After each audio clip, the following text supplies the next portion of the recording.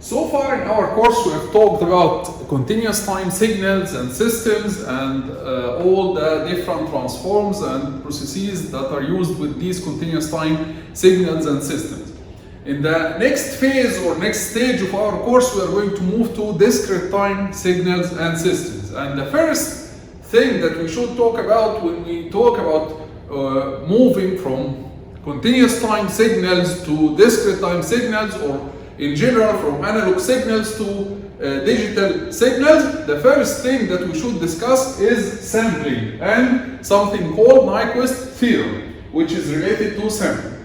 So sampling basically represents the first stage in moving from analog to digital. The first stage in analog to digital conversion is to do sampling of your signal, to sample your signal. Sampling your signal means that you measure your signal at specific instance of time. For example, you take the value or you measure the value of your signal at 0, and then you measure the value of your signal at a time ts, then at a time 2ts, 3ts, and so on. So you are sampling your signal at specific instance of time, or you are measuring your signal at specific instance of time. So sampling represents the first stage in analog to digital conversion.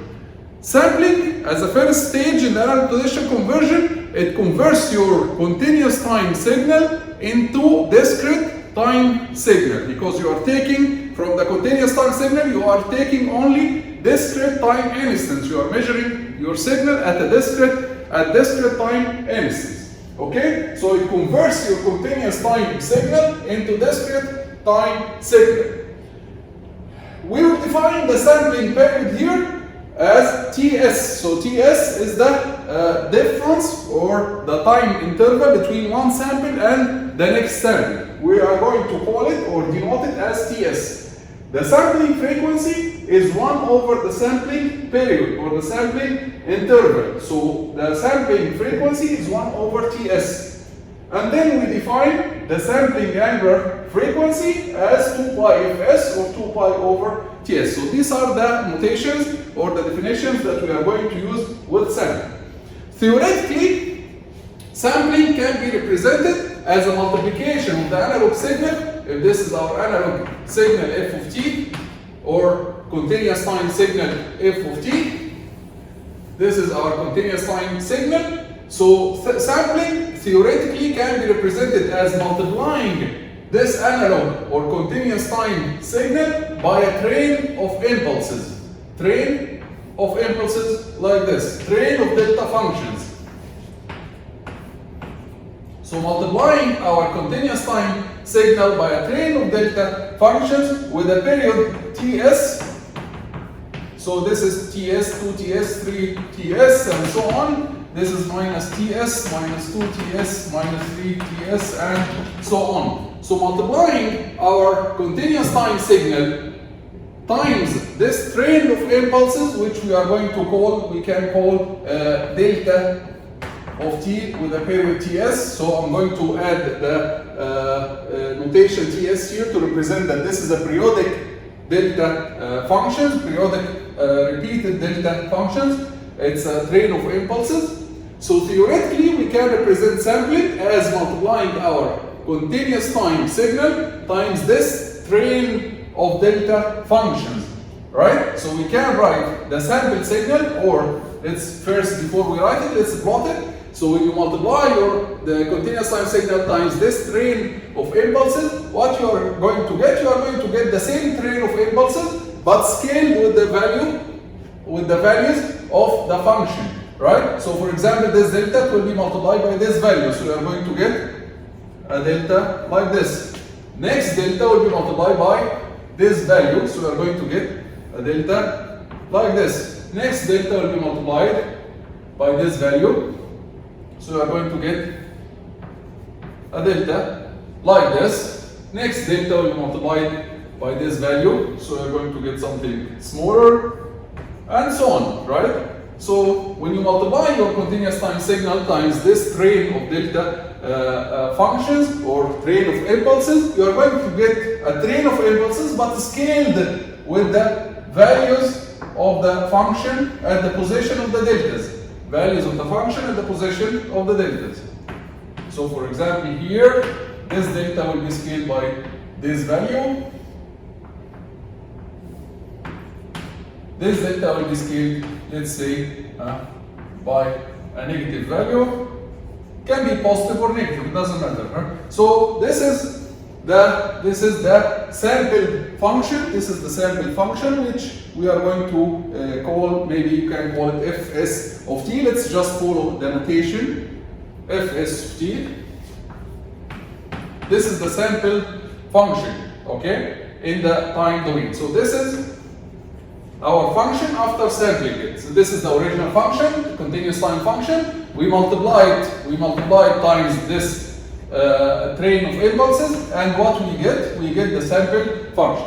So theoretically, we can write our sample function fs of t as our continuous time function, the original function, multiplied by train of impulses delta t minus nts, for n goes from minus infinity to infinity, right? This is what we call delta of t with subscript ts, periodic train of impulses. Okay? So this is how we can represent our sampling process mathematically.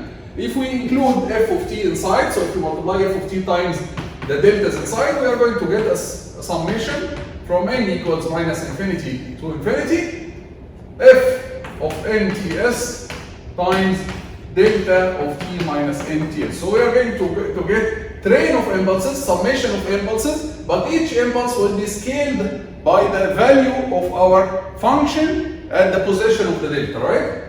Similar to what we got here. Train of impulses, each impulse is scaled by the value of the function at the position of the delta. Right? So this is the time domain representation of our sample signal.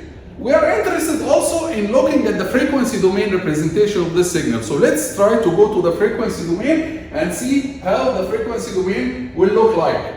Okay? So in order to go to the frequency domain, notice that this is a periodic function and this is our original function. So let's go back to the expression here. This is a periodic function. And we did the Fourier series for this periodic function before. We discussed the Fourier series for this periodic function before. And the Fourier series for this function was, 1 over Ts summation of exponential j k or n omega node t, for n goes from minus infinity to infinity. That was Fourier series for this periodic function. You can go and review how we solved it. And this is our function here. Now let's do Fourier transform. In order to do Fourier transform says that if you have multiplication in the time domain, then in the frequency domain it will be 1 over 2 pi. The convolution between f of omega and the Fourier transform of this part. So we are doing Fourier transform now. So Fourier transform of the multiplication is 1 over 2 pi. Fourier transform of the first one convolved with the Fourier transform of the second function. The Fourier transform of the second function, this is a constant, 1 over Ts. And the Fourier transform of 1 multiplied by exponential or by a phase, it will be summation of 2 pi delta omega minus n omega node. This is because the phase appears as a shift. 1 in the time domain appears as 2 pi delta, right? And the phase will add a shift. So this is from n equals minus infinity to infinity. This is now f sampled in the frequency domain, f sampled of omega. Now the 2 pi will cancel with the 2 pi, and remaining will be f sampled of omega will be 1 over Ts, f of omega convolved with summation of deltas. What happens when you convolve any function with delta? The function takes the shift of the delta. So what you will get summation from n equals minus infinity to infinity, f of omega minus n omega node. The function took the shift of the deltas, right? And this is a very important equation because this equation tells you how your sampled function, will look like in the frequency domain in terms of the original function. So, for example, if the original function, it has a spectrum that looks like this, let's assume it has an absolute bandwidth of, let's say, B radian per second. This is our f of omega. Let's assume that this is our f of omega. Okay, the original signal. This is the original. This is the spectrum of the original signal. F of t. This is f of omega. The Fourier transform of the original signal. This equation tells you that the sampled signal in the frequency domain will be summation of shifted versions of this spectrum. You are going to add f of omega plus f of omega minus omega naught plus f of omega minus 2 omega naught plus f of omega minus 3 omega naught and so on. And from the other side, f of omega plus omega naught plus f of omega plus 2 omega naught. So it's a summation of shifted versions of f of omega. So f sampled of omega will be a summation of shifted versions of f of omega, right? Shifted at omega naught, 2 omega naught, 3 omega naught, and so on. What's omega naught, by the way? What's omega naught? We forgot to define. Omega naught here is the period, the angular frequency, and the angular frequency is 2 pi over Ts. By the way, since we defined it in the beginning as omega s, so maybe we can just write it as omega s here, because omega s is 2 pi over the period.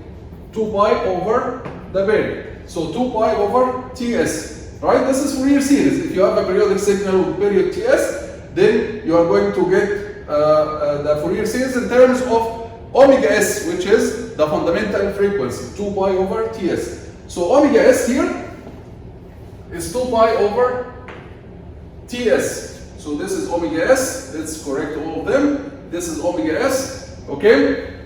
And this is 0, this is minus omega s, and so on. Minus 2 omega s, and so on. So the sampled signal, our sampled signal, fs of t, it will have a spectrum fs of omega, and the relation between fs of omega and f of omega is that fs of omega is a summation of shifted versions of f of omega. So if this is the spectrum of the original signal, this will be the spectrum of the sampled signal. Okay? In addition to that, there is a multiplication by a factor of 1 over Ts, by a constant 1 over Ts, which means that if the magnitude of the spectrum here, if the magnitude of the spectrum is A, then the magnitude of our spectrum will be A over Ts. So you are going to multiply by 1 over Ts. So this is now the spectrum of our sampled signal. This is the spectrum of the original. This is the spectrum of the sampled signal. Very good. And what is this? This is B radian per second. This is minus B radian per second. What is this point? If I ask you what is this point?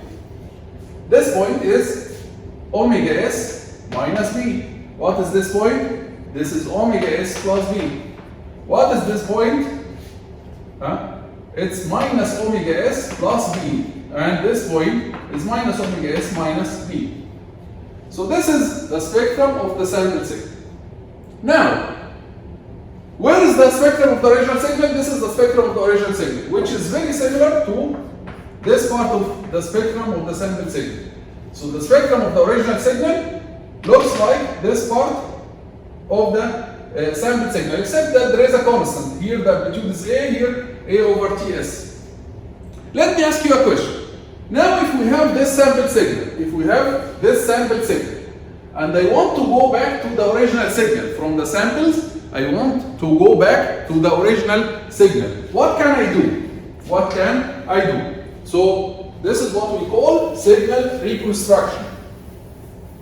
So if I have, so I'm going to call this signal reconstruction.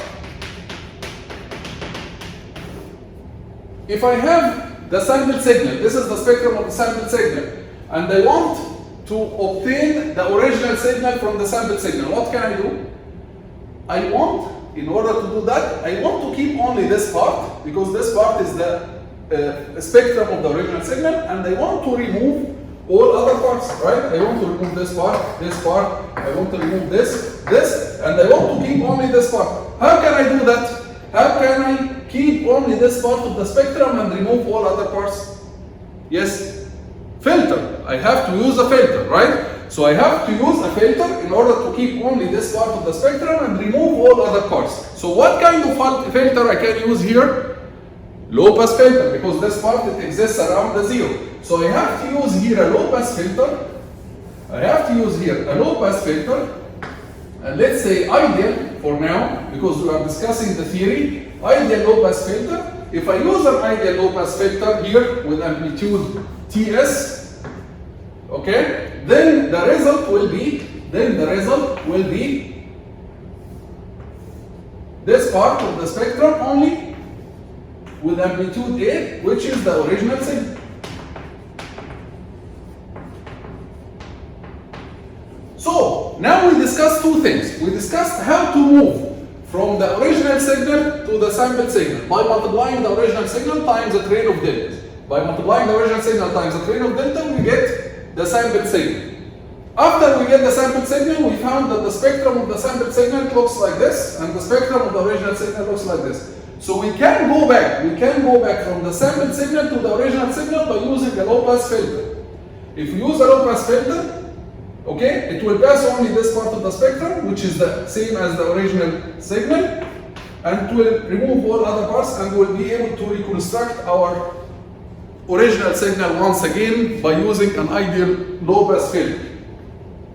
The ideal low pass filter, its bandwidth must be between B and omega S minus B. So the bandwidth of the low pass filter must be greater than B and less than omega S minus B radian per second, right? Where B is the maximum frequency of our original signal. B is the maximum angular frequency of our original signal. Omega S is the sampling angular frequency, right? But there is one condition here. In order for what I'm saying to be correct, there is one condition. What is the condition? What's the condition that allows me to use a low pass filter in order to go back from the sample signal to the original signal? The condition is that omega S minus B must be greater than B. The condition is that these images, these replicas of the spectrum do not overlap. Because if they overlap, then I will not be able to separate them, right? If this triangle and this triangle, they overlap, I will not be able to separate them even with an ideal filter, right? So the condition here is that the replicas of the spectrum should not overlap. And in order, so for the second reconstruction, we use ideal low pass filter with bandwidth greater than B, less than omega S minus B. But the condition is the replicas must not overlap. Because if they overlap, we will get a case like this, right? If the replicas they overlap, we will get a case like this. And if we get a case like this, and even if we use an ideal low pass filter, you will find that you will get the original spectrum, but there will be aliasing. There will be something called aliasing from the next replica to the right and the next replica to the left. This is what we call this phenomenon. We call it aliasing. Aliasing, like kind of interference, but interference from the signal to itself, right? Due to sampling. So aliasing, if the replicas they start to overlap, there will be an aliasing. Aliasing means that you will not be able to separate your original signal back again. You will not be able to reconstruct your signal back again. So in order to avoid aliasing, what we need to do is to guarantee that the triangles, the replicas will not overlap. And in order for the replicas not to overlap, you have to have this point greater than this point. You have to have the condition here, the condition not to overlap, that you need omega s minus b to be greater than or equal b, which means that omega s, the sampling frequency, must be greater than or equal to 2b, must be greater than or equal to double the maximum frequency of your signal. And this is what we call Nyquist theorem. So Nyquist theorem basically says that in order to be able to reconstruct your original signal again from the sampled signal, you need the sampling frequency to be greater than or equal to double of the maximum frequency of your signal. Okay, so this is called Nyquist theorem. For example, let's take an example. If you have a signal that looks like this, with 200 pi from this side, negative 200 pi, and I ask you find the minimum sampling frequency, omega s, and the minimum sampling frequency, by the way, is equivalent to the maximum sampling period. The maximum sampling period, because in order to increase the sampling frequency, if this is the minimum sampling frequency, so you want the sampling frequency to be greater than this minimum. Sampling frequency greater than this minimum, this means that the sampling period is lower than a certain maximum, right? So minimum sampling frequency is equivalent to maximum sampling period. So here, for this example, the minimum sampling frequency according to Nyquist theorem solution, the minimum sampling frequency is 2b. And what is b here? B here is 200 pi, the maximum frequency of our signal, right? So it will be 400 pi radian per second. This is the minimum sampling frequency, which means that you need to sample your signal greater than or equal to this sampling frequency. The sampling period maximum will be 2 pi over the minimum sampling frequency, so 2 pi over 400 pi, which is 1 over 200, so this will give you 0.005 seconds. So in order to be able to reconstruct your signal again from the sampled signal, you need to sample it with maximum sampling period of 5 milliseconds. 5 milliseconds maximum. So the sampling period is maximum 5 milliseconds. Last 2 points before we end this video, before we end discussing sampling, is that in practice we don't have delta functions. In practice we don't have delta functions. In practice we have pulses, rectangular pulses. So in practice they do sampling not with delta functions. They do it with very small pulses. So they do sampling using, if this is our signal ft, they do sampling using very short pulses like this. This is what happens in practice. Okay? Because in practice we don't have deltas, right? We don't have delta functions. So in practice they do sampling using very short impulses, very short pulses or rectangular pulses like this. They multiply times your signal or the continuous time signal. And mathematically it will be almost the same as multiplying deltas. Mathematically almost the same. Almost, I'm saying almost, it's not exactly the same, but there will be approximately the same, or approximately the same math or mathematics that we discussed for the delta functions. But keep in mind that in practice, instead of deltas, they use these rectangular functions. The second point is that after sampling, usually after they do sampling, there are two other stages. One of them is called quantization, and then coding.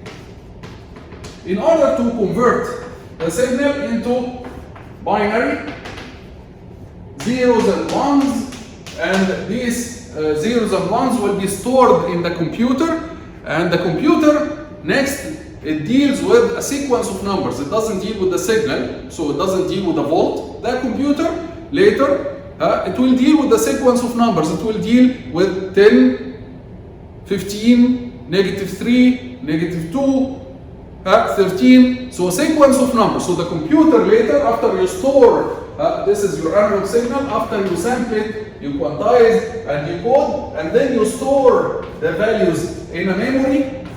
The memory of the computer, you store these values. The computer is going to deal with these values as discrete numbers, discrete values, sequence of discrete values, and it doesn't care at all about the time. It doesn't care. It cares only about the positions of the data. This value 15, the next value is let's say 10, the next value is -3, and so on. Okay? Also another point regarding sampling is that for signals that do not have absolute bandwidth, which means that signals with bandwidth that goes to infinity, let's say something like this, if you sample these signals, you will not be able to avoid aliasing. There is no way to avoid aliasing, because if you sample these kind of signals, okay, the spectrum is going to repeat, so it will repeat like this, it will repeat like this, and because the spectrum is going to infinity, there is no way to avoid aliasing. Aliasing will happen whatever you do. But you can reduce the effect of aliasing by increasing, the sampling frequency. So if you increase the sampling frequency, if this is your original signal, for example, sync, okay, then if you increase the sampling frequency, the aliasing between the different replicas, okay, is going to decrease. So you can decrease the aliasing by increasing the sampling frequency omega s, by putting these replicas away from each other. Okay? Or sometimes what they do is, in order to avoid aliasing, they use a sampling filter. Before they do a sampling, they use a sampling filter, so they put a filter here to cut the original signal. They cut the original signal first, and then they do sampling. When they cut the original signal first and then they do sampling, they will be able to avoid aliasing, but at the same time they lost part of their signal. So here they cut the signal, for example here and here, so there will be no aliasing, right? But at the same time they lost part of the original signal, but on the cost of avoiding aliasing. So these things will be studied in details in the next course, in the E370. Okay, next we are going to discuss discrete time signals and systems. We'll see you in the next video.